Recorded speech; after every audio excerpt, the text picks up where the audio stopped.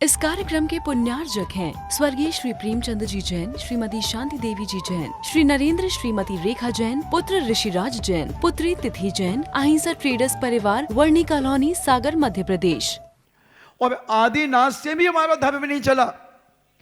अगर आदिनाथ से धर्म चलता तो ये कौन सा धर्म कहलाता? आदिनाथ धर्म। जैसे बौद्ध से चला तो बौद्ध धर्म, विष्णु से चला तो वैष्णव धर्म, मुसलमानों का इस्लाम धर्म, सिखों का सिख धर्म। नहीं, ये सब शरणागत हुए हैं। ये धर्म तो अनादिकाल से है, जब से सूरज और चांद है, जब से ये जैन धर्म में बंद हुआ। इसको कोई संस्थापक नहीं है जैन दर्शन के। इसकी तो शरण में आए हैं सारे लोग। जैन दर्शन की शरण में आकर के लोगों ने अपना आत्म कल्याण किया है। आदिनाथ भी इसकी शरण में आए हैं। धर्म किसे कहते हैं? वस्तु स्वभाव धम्मो। वस्तु का स्वभाव ही धर्म है। जैसे अग्नि का स्वभाव क्या है? उष्णता, ये उसका धर्म है। बर्फ का स्वभाव क्या है? शीतलता, ये उसका धर्म है। चोर का स्वभाव क्या है? चोरी करना, है उसका धर्म है। यानी जिसका जो स्वभाव है वो उसका धर्म है। चारित्रम खलु धर्मो, चारित्र ही, जो चारित्रवान है उसका चारित्र ही धर्म है। दया विशुद्धो धम्मो, जिसके अंदर दया है वही धर्म है। और इसकी शरण में जो आए हैं बंधुओं, वो सब शरणागत हुए हैं। इसलिए आदिनाथ स्वामी से भी ये धर्म नहीं चला। आदिनाथ इसके संस्थापक नहीं है, वो तो प्रचारक हैं। उन्होंने जैसे ये फोटो के ऊपर अनावरण किया है, ये फोटो अगर इस पे पर्दा पड़ा हो और इसको कोई प्रतिष्ठित व्यक्ति इस पर्दे को हटा करके विमोचन कर दे, तो क्या ये फोटो उसकी हो जाएगी? क्या उसने बनाई है या इसका अनावरण किया है? बस उसी प्रकार आदिनाथ से लेकर महावीर स्वामी तक इन सब ने धर्म का अनावरण किया है। धर्म जब कम हो जाता है तो उसमें अनावरण करके उसको प्रोत्साहित करके ऊपर उठाते हैं, आगे बढ़ाते हैं। इसलिए आदिनाथ भी शरण में आए थे धर्म की, और इस धर्म की शरण में आकर उन्होंने अपना आत्म कल्याण किया। और प्राणी मात्र का उन्होंने वाणिज्य यानी व्यापार कैसे किया जाता है, विद्या कैसे की जाती है, शिल्प कलाएं कैसे होती हैं, सब मटके बनाना, सारे मकान बनाना, सारी चीजें उन्होंने सिखाई। ये सब बंधु इसलिए ने विश्वकर्मा कहा जाता है। सहस नाम का पाठ आप सबको करना चाहिए। महान साथी से पुण्य का बंध होता है बंधुओं। हम आज स्तुतियां करना भूल गए। आज हम केवल मंदिर में क्या पढ़ते हैं? सच बोलना। 90% तो नमो व्यंताणु, नमो सिद्धाणु, नमो आवियाणु, नमो उच्चारणु, नमोस्तु नमोस्तु नमोस्तु। फिर दूसरी वेदी, तीसरी वेदी, यही है। स्तुतियां किस लिए हैं? प्रत्येक व्यक्ति को कम से कम प्रभु पतित पावन की विनती तो याद होना चाहिए। महाराज याद है, अर्थ किसको याद है? प्रभु पतित पावन की विनती का अर्थ, नानी जिंदा हो गई। शकल गे गायक की विनती का अर्थ, अहो जगत गुरु देव की विनती का अर्थ। सब रट तो लिया हमने मगर अर्थ नहीं जानते। स्तुतियां पढ़ो, ये भी तुम्हारी मानसिक वैयावृत्ति होगी। जब तुम अपने मुख से जिनेंद्र भगवान का गुणानुवाद करोगे तो तुम्हारे जीवन में महान साथी से पुण्य होगा। महाराज जी हमको कुछ नहीं आता, कोई बात नहीं। चलो कोई चीज तुम्हें अच्छी लगती है तो उसके बारे में तुम कुछ सोचते हो कि नहीं? कुछ ना कुछ आता है। और सरल उदाहरण दे लूं, सबको समझ में आ जाएगा। एक प्रेमी अपनी प्रेमिका का गुणानुवाद कैसे करता है? तुम्हारी होने वाली बहू को तुम एक बार देख करके और एंगेजमेंट हो गई या रोका हो गया या सगाई हो गई, फिर तुम अपनी सहेलियों को उसके बारे में कैसे बताती हो? बताओ। कोई पूछता है कहा भाई कैसी? अरे भाई बहुत अच्छी है, बहुत समझदार है, बहुत विवेकशील है और ऐसी सरल सीधी है, दुनिया की बातों से कोई मतलब ही नहीं है भाई उसको, तो बहुत अच्छी है। तो मैं जम गई। हाँ हमें तो जम गई, हम तो अंगूठी पहना आए। अच्छा हाँ देखने में जनक सांवली तो है मगर कट से बहुत अच्छे है। हाँ लेकिन ऐसी बताती है बिल्कुल कि जैसे चांद की परी उतार ले आई हो, ऐसी तारीफ करती हैं। बस कोई बात नहीं तुम करो क्योंकि वो तुम्हारी है, तो भगवान भी तुम्हारे हैं, करो उनका जी भर के, जो तुम्हारे मन में आए उनके बारे में कहो। कोई जरूरी नहीं है कि तुम स्तुतियां पढ़ो, जो तुम्हें अच्छा लगे उनका, उसका गुणानुवाद करो, उनकी महिमा गाओ, उनकी तारीफ करो, एक एक अंग की तारीफ करो, उनकी नाक की तारीफ करो, उनकी आंखों की तारीफ करो। बाहुबली भगवान की पूज्य नेमीचंद सिद्धांत चक्रवर्ती महाराज ने प्राकृत भाषा में गोमटेश स्तुति लिखी। बिसट कंडोत्य दलाड़ु यारम सुलोयनम चंद समान तुंडम घोड़ाजियम चंपय फुप सोहम तम गौमिटेशम पणमामि नित्यम। यानी उनकी नाक की सुंदरता उन्होंने बताई कि नाक कैसी है। चंपा के पुष्प किसको भी, जिसने चंपा के पुष्प की शोभा को जिसने जीत लिया है, ऐसी आपकी नोज है, ऐसी आपकी नाक है। एक एक अंग का उन्होंने, हाथों का, हाथी की सुंडा के समान उनके हाथ, क्या सुंदर वर्णन किया बंदो गोमटेश स्तुति में पूज्य ने। इसलिए जो तुम्हें अच्छा लगे भगवान का, उसकी तारीफ करते चले जाओ, यही भक्ति है, यही वात्सल्य भाव है उनके प्रति, और यही उनकी भैया व्यक्ति है। विचार करना सीखो, समझो धर्म को। बहुत धर्म हमने ऊपर ऊपर का कर लिया, थोड़ा सा अंदर का धर्म करो। आचार्य से भी लिखते हैं, मोक्ष मार्ग तो भीतर अधिक है, बाहर कम। और अपन क्या करते हैं, बाहर ज्यादा दिखाते हैं और अंदर कम। आमद कम, खर्चा ज्यादा, लक्षण है पिट जाने का। कुवत कम, गुस्सा ज्यादा, लक्षण है पिट जाने का और वहां मिट जाने का।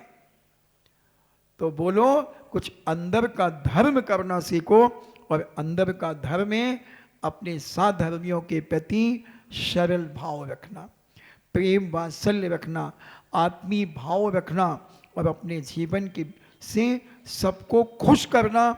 कुछ नहीं करना, एक मुस्कान दे दो, जीवन का आनंद मिल गया सामने वाले को। सुबह उठकर के अपनी सासू के पैर छू लो और पूछ लो, अम्मा जी नींद अच्छी आई? हाँ बेटा नींद तो अच्छी आ गई, ठंड तो नहीं लगी? हाँ हम तो अच्छे ऊब गए थे, अच्छी तुमने एक कंबल और धर दो तो हमने रात को कंबल और ओढ़ लाओ तो अच्छी नींद आ गई, थकान तो नहीं हो गई? हाँ हमें तो खूब अच्छो लगो। बस दिन भर की खुशी मिल गई उस दादी माँ को, कुछ नहीं चाहिए अब।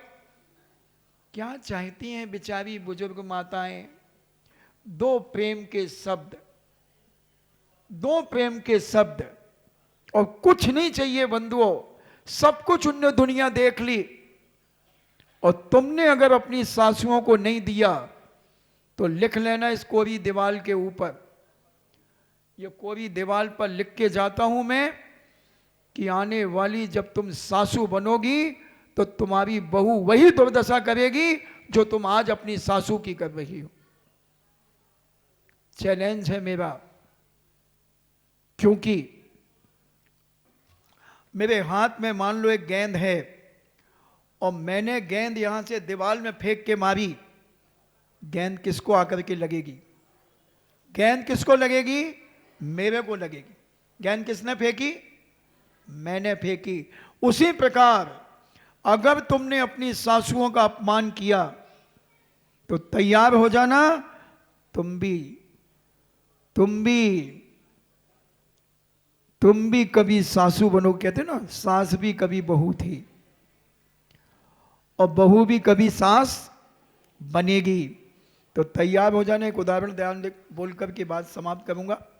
एक बहू परिवार में आई और दरवाजे पर जब वो आई तो सासू ने कहा रुकना, क्योंकि एक बिल्ली वहां बैठी थी।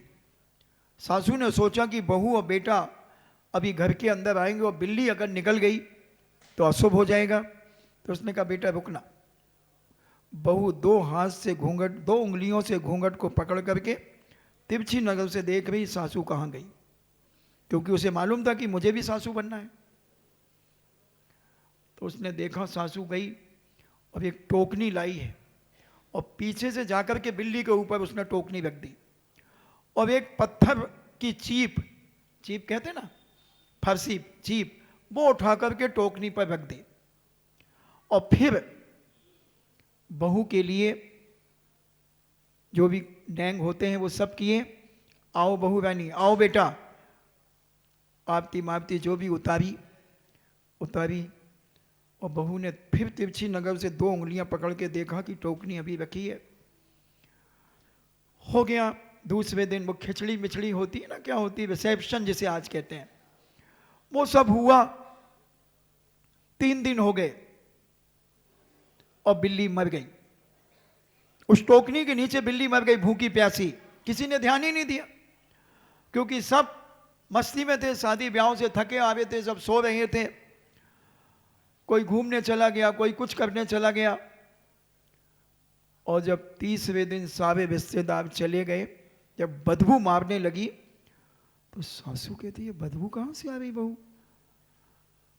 माँ आपने एक बिल्ली दबाई थी। हाँ बेटा।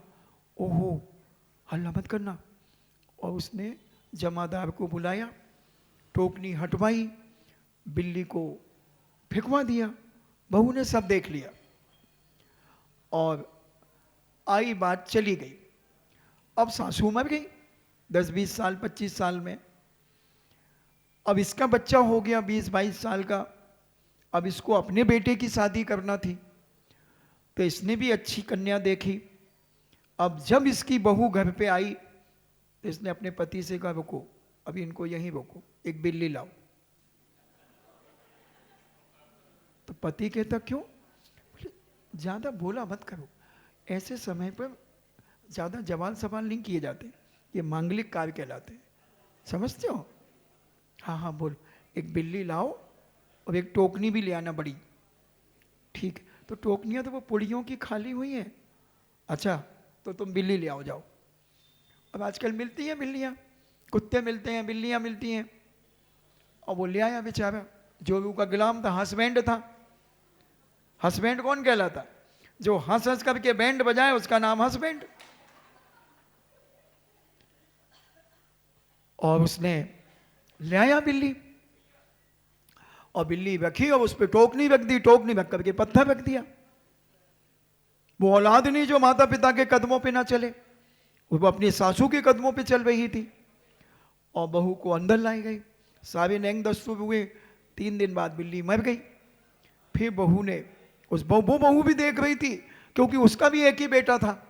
तो उसने कहा मैं भी सासू बनूंगी, तो मेरी सासू क्या क्या हरकतें करती हैं वो सब देखा उसने, कारनामे क्या क्या करती हैं सब देख लिया उसने, और अपनी वीडियो बना ली मस्तिष्क के अंदर। और उसने 3 दिन के बाद बिल्ली को फेंकवाया, बहू ने देख लिया। फिर उसका बेटे की शादी हुई, जय सासू भी मर गई।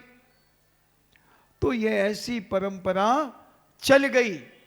तो अगर तुम चाहती हो कि मैं अपनी सासू माँ की सेवा ना करूं, तैयार हो जाना। देखो वे चली सेवा करने, कितनी समझदार महिला है। ये कहलाता प्रवचन का असर। देखो मोबाइल भी नहीं ले जाएगी अब, कि अभी घंटी अंटी बज जाएगी तो भैया बत्ती में विघ्न आ जाएगा। कितना विवेक है या अल्लाह।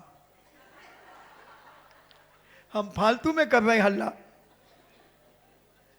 तो ये वैया व्यक्ति अगर हम अपने परिवार से चालू कर दें बंधुओं, तो फिर ये समाज, ये घर, ये नगर, ये मोहल्ला जीवन का आनंदों से भर जाएगा।